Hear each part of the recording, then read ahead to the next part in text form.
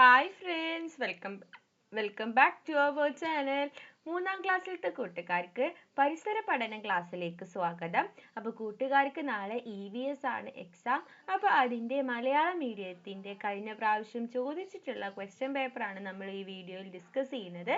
അപ്പോൾ English medium already നമ്മൾ upload ചെയ്തിട്ടുണ്ട്.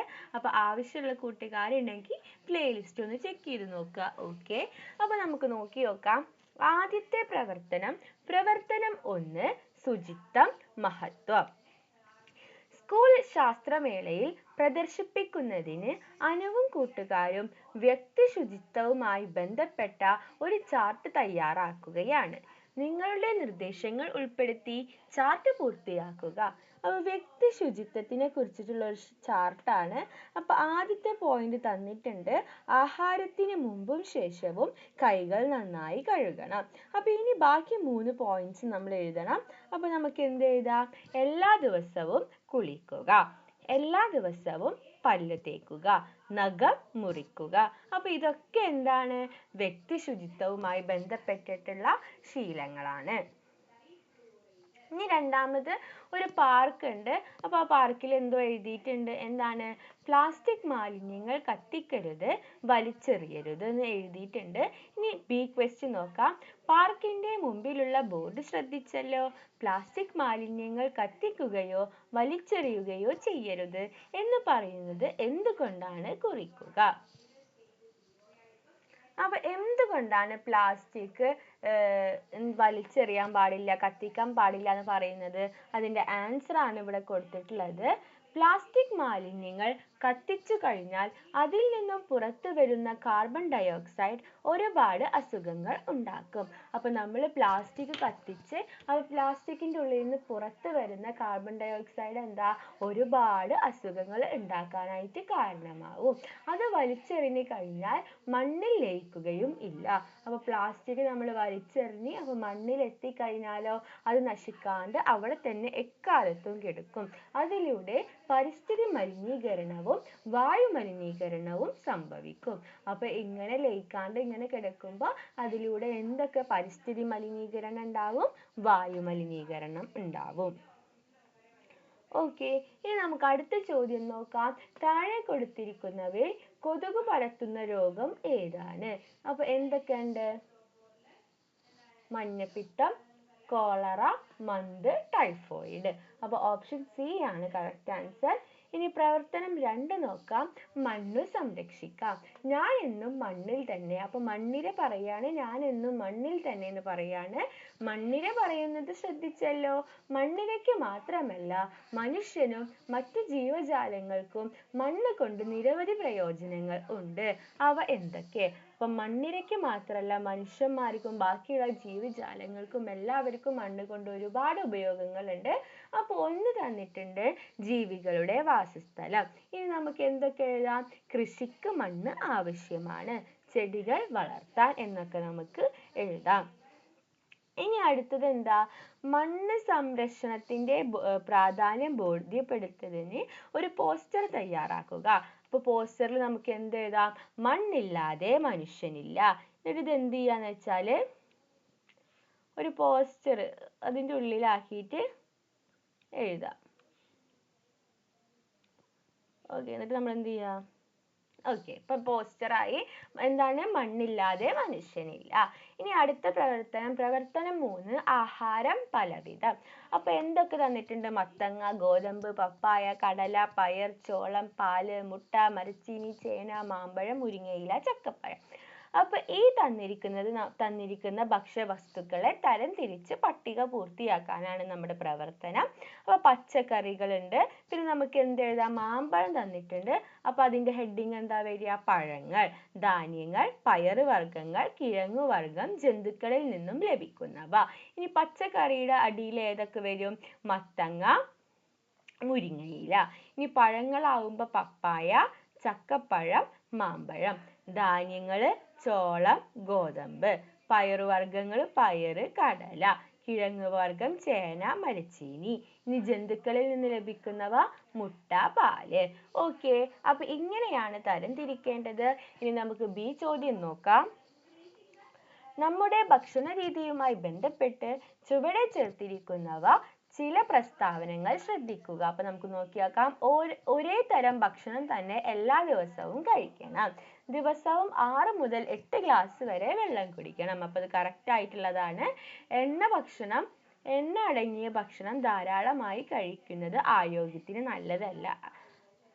എണ്ണ ഭക്ഷണങ്ങൾ, ഭക്ഷ്യവസ്തുക്കൾ വേവിച്ച് കഴിക്കുന്നവയും വേവിക്കാതെ കഴിക്കുന്നവയും ഉണ്ട്. അപ്പൊ അതിൽ കറക്റ്റ് ആയിട്ട് 4ഉം 2ഉം ആണ് വരുന്നത്. ഇതിൽ ശരിയായ പ്രസ്താവന 2ഉം 4ഉം ആണ്. So option B is the correct answer. ഇനി നമുക്ക് പ്രവർത്തനം 4 നോക്കാം. നല്ലത് കഴിക്കാം. പുട്ട്, കടലക്കറി, സാലഡ്, പാൽ, പൊറോട്ട, ചിക്കൻ വറുത്തത്. അപ്പൊ അപ്പു കഴിക്കുന്നത് പുട്ട്, കടലക്കറി, സാലഡ്, പാലൊക്കെയാണ്. ആകാശ് പറയുന്നത് പൊറോട്ട, ചിക്കൻ വറുത്തത് എന്നൊക്കെയാണ്. അപ്പൊ ഇനി ഈ പ്രവർത്തനം എന്ന് പറഞ്ഞാൽ വിഭവം തന്നിട്ടുണ്ട്, അതിന്റെ ഭക്ഷ്യവസ്തുക്കൾ, അതായത് അതിൽ എന്തൊക്കെ ഉണ്ട് എന്ന് വെച്ചാൽ അത് എഴുതണം. അപ്പൊ ആദ്യം പുട്ടാണ്. അപ്പൊ പുട്ടിൽ എന്താ? അരിപ്പൊടി, ഉപ്പ്, വെള്ളം. ഇനി വേണമെങ്കിൽ നമുക്ക് എന്താ തേങ്ങ കൂടി എഴുതാം.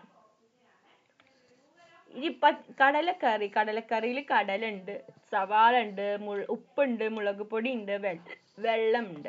ഇനി സാലഡിൽ കക്കരി, ക്യാരറ്റ്, സവാള, ഉപ്പ്, നാരങ്ങ, ചെറുനാരങ്ങ, അതൊക്കെ നമുക്ക് എഴുതാം. പൊറോട്ട, മൈദ, ഉപ്പ്, വെള്ളം. ചിക്കൻ വറുത്തതാവുമ്പോൾ ചിക്കന്, ഉപ്പ്, മുളക് പൊടി, ഓയില്, അങ്ങനത്തെ സാധനങ്ങളൊക്കെ എഴുതാം. ഇനി ബി ചോദ്യം. അപ്പവും ആകാശവും കഴിച്ചതിൽ ആരുടെ ഭക്ഷണക്രമമാണ് കൂടുതൽ ആരോഗ്യപ്രദമായത്? നിങ്ങളുടെ അഭിപ്രായം കുറിക്കുക. ആരുടെയാണ്? അപ്പു കഴിച്ചത് പുട്ട്, കടലക്കറി ഒക്കെ ആണെങ്കിൽ ആകാശ് കഴിച്ചത് പൊറോട്ടയാണ്. അപ്പൊ അപ്പുവിന്റെയാണ്. കാരണം അതിൽ എല്ലാത്തരം ആരോഗ്യകരമായ ഭക്ഷണവും അടങ്ങിയിട്ടുണ്ട്. ധാന്യങ്ങളും പച്ചക്കറിയും എല്ലാം ഉണ്ട്. അപ്പൊ അപ്പുവിന്റെയാണ് ഏറ്റവും കൂടുതൽ നല്ലത്. അപ്പൊ അതിൽ എന്താന്ന് വെച്ചാൽ ആരോഗ്യകരമായിട്ടുള്ള ഭക്ഷണങ്ങളൊക്കെ ഉണ്ട്. ഓക്കെ, അപ്പൊ അതുകൊണ്ട് അപ്പുവിന്റെയാണ് നല്ലത്. ഇനി എന്താന്ന് വെച്ചാൽ വൃത്തിയുള്ള പരിസരം. പ്രവർത്തനം 5, വൃത്തിയുള്ള പരിസരം. അപ്പൊ കുറച്ച് മാലിന്യങ്ങൾ തന്നിട്ടുണ്ട്. പ്ലാസ്റ്റിക് കുപ്പികൾ, പഴത്തൊലി, ഭക്ഷണാവശിഷ്ടങ്ങൾ, കേടായ ബാറ്ററി, പ്ലാസ്റ്റിക് കവർ, കേടുവന്ന കീബോർഡ്. അപ്പൊ ഇത് നമ്മൾ 3 എണ്ണമായിട്ട് തരംതിരിക്കണം. അപ്പൊ എന്താ? അപകടകരമായ മാലിന്യങ്ങൾ. അപ്പൊ ഒന്നില് പഴത്തൊലി കൊടുത്തിട്ടുണ്ട്. അപ്പൊ അതിന്റെ ഹെഡിങ് എന്താ വരിക? ജൈവ മാലിന്യങ്ങൾ. അപ്പൊ ജൈവ മാലിന്യങ്ങൾ, അജൈവ മാലിന്യങ്ങൾ, അപകടകരമായ മാലിന്യങ്ങൾ. അപ്പൊ ജൈവ മാലിന്യങ്ങളിൽ പഴത്തൊലി, ഭക്ഷണാവശിഷ്ടങ്ങൾ വരും. ഇനി അജൈവ മാലിന്യാണെങ്കിൽ എന്താ? മണ്ണിൽ ലയിക്കാത്തത്, അതായത് പ്ലാസ്റ്റിക് കവറുകൾ, പ്ലാസ്റ്റിക് കുപ്പികൾ വരും.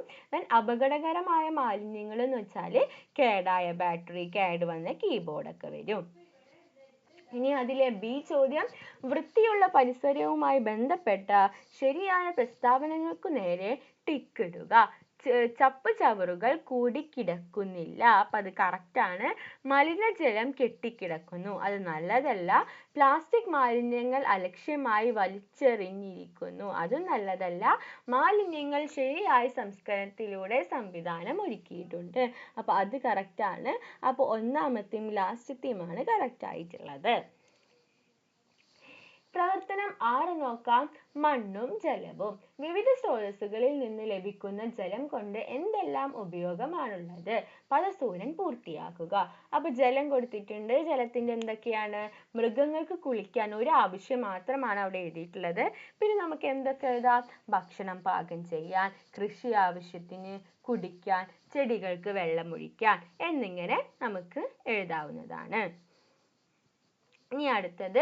ദിശ തന്റെ വീട്ടുവളപ്പിലൂടെ നടന്നപ്പോൾ ലഭിച്ച മണ്ണിന്റെ ചെറിയ കട്ടകൾ വെള്ളം നിറച്ച ഒരു ഗ്ലാസ്സിലേക്ക് ഇട്ടപ്പോൾ അതിൽ നിന്നും കുമിളകൾ പുറത്തേക്ക് വരുന്നത് കണ്ടു.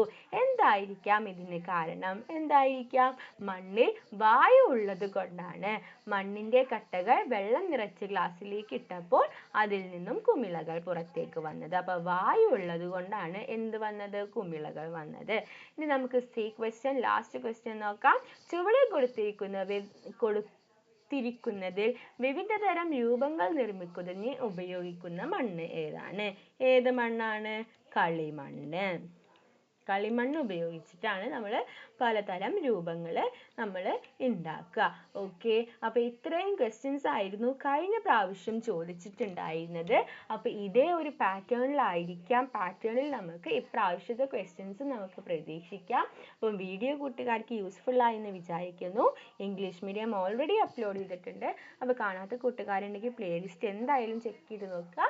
ഓക്കെ, വീഡിയോ കൂട്ടുകാർക്ക് യൂസ്ഫുൾ ആയെന്ന് വിചാരിക്കുന്നു. Thanks for watching.